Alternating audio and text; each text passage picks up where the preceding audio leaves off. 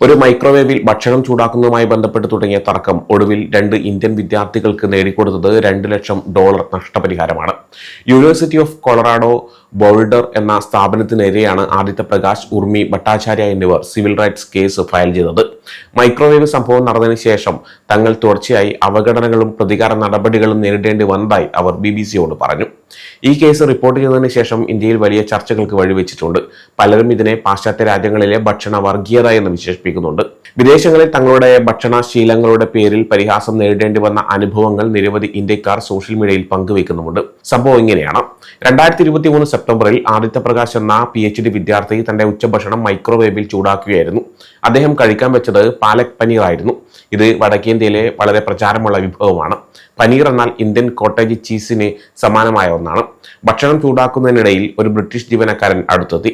അദ്ദേഹത്തിന്റെ ഭക്ഷണം ദുർഗന്ധം വമിക്കുന്നു എന്നും അത്തരത്തിൽ ഗന്ധമുള്ള ഭക്ഷണം മൈക്രോവേവിൽ വെക്കാൻ പാടില്ല എന്നൊരു നിയമമുണ്ടെന്നും ജീവനക്കാർ പറഞ്ഞു. എന്നാൽ അങ്ങനെയൊരു നിയമം എവിടെയും എഴുതി വെച്ചിട്ടില്ലെന്ന് പ്രകാശ് പിന്നീട് അന്വേഷിച്ചപ്പോൾ മനസ്സിലായി. ഏതൊക്കെ ഭക്ഷണങ്ങളാണ് ദുർഗന്ധമുള്ളതായി കണക്കാക്കുന്നതെന്ന് ചോദിച്ചപ്പോൾ സാൻഡ്വിച്ചുകൾക്ക് കുഴപ്പമില്ലെന്നും എന്നാൽ കറിക്ക് കുഴപ്പമുണ്ടെന്നും മറുപടി ലഭിച്ചു.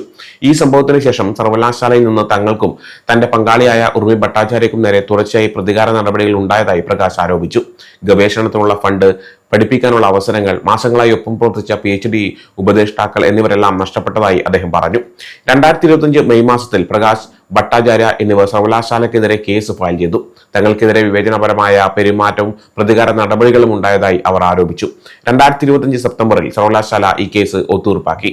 സാധാരണയായി ഇത്തരം കേസുകളിൽ കോടതി നടപടികൾ ഒഴിവാക്കാനും സമയവും പണവും ലാഭിക്കാനുമാണ് ഒത്തുതീർപ്പുകൾ ഉണ്ടാകുന്നത്. ഒത്തുതീർപ്പ് പ്രകാരം സർവകലാശാല വിദ്യാർത്ഥികൾക്ക് അവരുടെ ബിരുദങ്ങൾ നൽകാൻ സമ്മതിച്ചു. എന്നാൽ ഈ വിദ്യാർത്ഥികൾക്ക് ഇനിയൊരിക്കലും അവിടെ പഠിക്കാനോ ജോലി ചെയ്യാനോ കഴിയില്ലെന്ന വിലക്കേർപ്പെടുത്തി. BBC-ക്ക് നൽകിയ പ്രസ്താവനയിൽ യൂണിവേഴ്സിറ്റി ഓഫ് കൊളറാഡോ ബോൾഡർ തങ്ങളുടെ നയങ്ങൾ കർശനമായി പാലിക്കുന്നുണ്ടെന്നും വിവേചനം കാണിക്കുന്നവർക്കെതിരെ നടപടിയെടുക്കുമെന്നും വ്യക്തമാക്കി. എല്ലാ വിദ്യാർത്ഥികൾക്കും, ഫാക്കൽറ്റിക്കും, സ്റ്റാഫിനും ദേശീയത, മതം, സംസ്കാരം എന്നിവ പരിഗണിക്കാതെ എല്ലാവർക്കും തുല്യ അവസരങ്ങൾ നൽകാൻ ഞങ്ങൾ പ്രതിജ്ഞാബദ്ധരാണ് എന്നാണ് അവർ പറഞ്ഞത്. 2023 ഈ ആരോപണങ്ങൾ ഉയർന്നപ്പോൾ ഞങ്ങൾ അവ വളരെ ഗൗരവമായി എടുത്തു. എല്ലാ വിവേചന പീഡന പരാതികളിലും ഞങ്ങൾ സ്വീകരിക്കുന്ന ശക്തമായ നടപടിക്രമങ്ങൾ ഇതിലും പാലിച്ചു. 2025 സെപ്റ്റംബറിൽ ഞങ്ങൾ വിദ്യാർത്ഥികളുമായി ഒരു കരാറിലെത്തി. എന്നാൽ ഈ കേസിൽ ഞങ്ങൾ ഒരു തെറ്റും ചെയ്തിട്ടില്ല എന്നാണ് സർവകലാശാല അറിയിച്ചത്. ഈ കേസിൽ പണം ഒരു വിഷയമായിരുന്നില്ലെന്ന് പ്രകാശ് പറഞ്ഞു. ഇന്ത്യക്കാരെ അവരുടെ ഇന്ത്യൻ സ്വഭാവത്തിന്റെ പേരിൽ വിവേചനം കാണിക്കുന്നതിന് ഫലങ്ങൾ ഉണ്ടാക്കുമെന്ന് കാണിക്കാനാണ് ഞങ്ങൾ ശ്രമിച്ചതെന്നും അദ്ദേഹം വ്യക്തമാക്കി. ഈ കേസ് ഇന്ത്യയിൽ വലിയ ശ്രദ്ധ നേടിയതോടെ പാശ്ചാത്യ രാജ്യങ്ങളിലെ ഭക്ഷണ വർഗീയതയെക്കുറിച്ചുള്ള ചർച്ചകൾ സജീവമായി. വിദേശങ്ങളിൽ തങ്ങളുടെ ഭക്ഷണശീലങ്ങളുടെ പേരിൽ കളിയാക്കലുകൾ നേരിടേണ്ടി വന്ന അനുഭവങ്ങൾ നിരവധി ഇന്ത്യക്കാർ സോഷ്യൽ മീഡിയയിൽ പങ്കുവയ്ക്കുന്നുണ്ട്. ഇന്ത്യയിൽ പോലും ഭക്ഷണത്തിന്റെ പേരിൽ വിവേചനം നിലവിലുണ്ടെന്ന് ചിലർ ചൂണ്ടിക്കാണിക്കുന്നുണ്ട്. പല സ്കൂളുകളിലും കോളേജുകളിലും മാംസാഹാരം നിരോധിച്ചിട്ടുണ്ട്. കാരണം അത് അശുദ്ധമാണെന്നോ വൃത്തിഹീനമാണെന്നോ ഉള്ള ധാരണകളാണ്.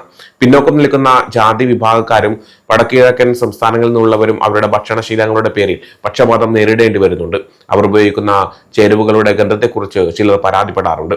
ഇന്ത്യൻ അല്ലെങ്കിൽ ദക്ഷിണേഷ്യൻ ഭക്ഷണങ്ങൾ മാത്രമല്ല, ആഫ്രിക്ക, ലാറ്റിൻ അമേരിക്ക, ഏഷ്യയുടെ മറ്റ് ഭാഗങ്ങളിൽ നിന്നുള്ളവരും തങ്ങളുടെ ഭക്ഷണശീലങ്ങളുടെ പേരിൽ അപമാനിക്കപ്പെട്ട അനുഭവങ്ങൾ പങ്കുവച്ചിട്ടുണ്ട്. ഇത് ആദ്യത്തെ അനുഭവമല്ലെന്ന് പ്രകാശ് പറയുന്നു. താൻ കുട്ടിക്കാലത്ത് ഇറ്റലിയിലായിരുന്നപ്പോഴും സമാനമായ അനുഭവം ഉണ്ടായിട്ടുണ്ട്. അന്ന് സ്കൂളിലെ അധ്യാപകർ അദ്ദേഹത്തെ ഉച്ചഭക്ഷണ സമയത്ത് മറ്റു കുട്ടികളിൽ നിന്ന് മാറ്റിയിരുത്തുമായിരുന്നു. കാരണം അദ്ദേഹത്തിന്റെ ഭക്ഷണത്തിന്റെ ഗന്ധം മറ്റു കുട്ടികൾക്ക് അരോചകമായി തോന്നിയിരുന്നു.